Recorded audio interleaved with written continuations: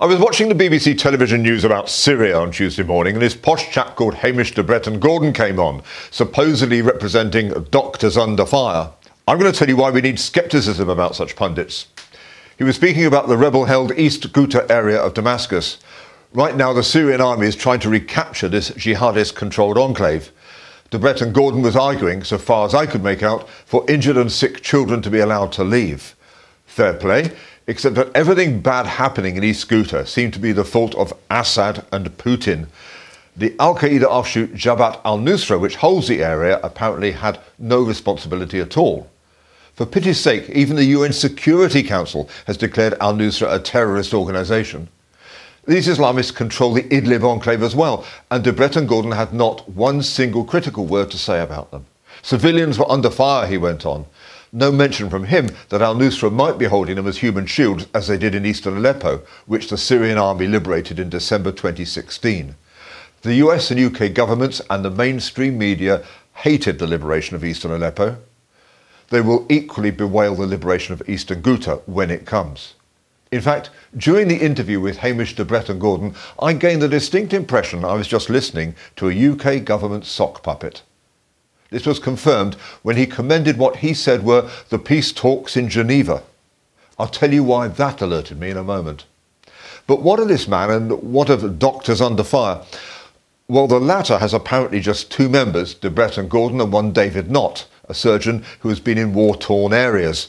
Mr. Knott similarly has no good word to say about the Syrian government. Oddly, in a video on Vimeo from 2016, he says Doctors Under Fire will be a charity.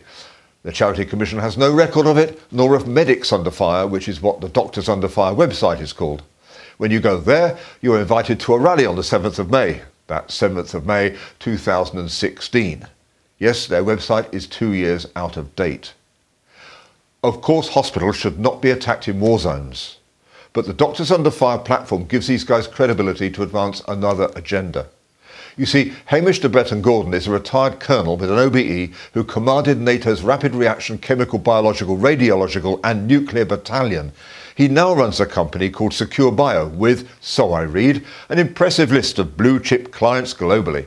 He also has deep access to the world's media when subjects like Syria and alleged chemical weapons come up. And he's not slow to blame Assad for each and every alleged chemical attack, just as the UK Foreign Office would want him to do. Finally, why did the Colonel's promotion of the Geneva peace talks raise the alarm? Because this is a UK-driven political view. In reality, the Geneva talks stalled in February 2017 when the Kurds took against the inconsequential opposition in exile, pompously called the High Negotiations Committee. They finally collapsed in November when the Syrians would not agree to President Assad stepping aside, a key but stupid UK and US demand.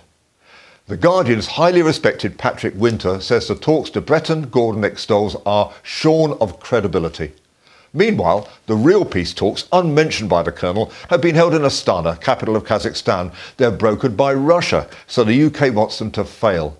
But the UN Staffan de Mistura says the Astana talks are making clear progress to reducing violence in Syria. They've now moved to Sochi on the Black Sea, and we need to pray for them.